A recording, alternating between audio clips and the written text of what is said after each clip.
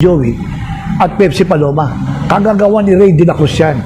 Patay na si Ray de la Cruz. Wala. Kasi gusto nila magkapere. Todo tanggi pero may pahabol. Tito Vic and Joey, pagtatanggol kita. Lalo ka na, Mr. Senator Tito Soto. Mahal kita.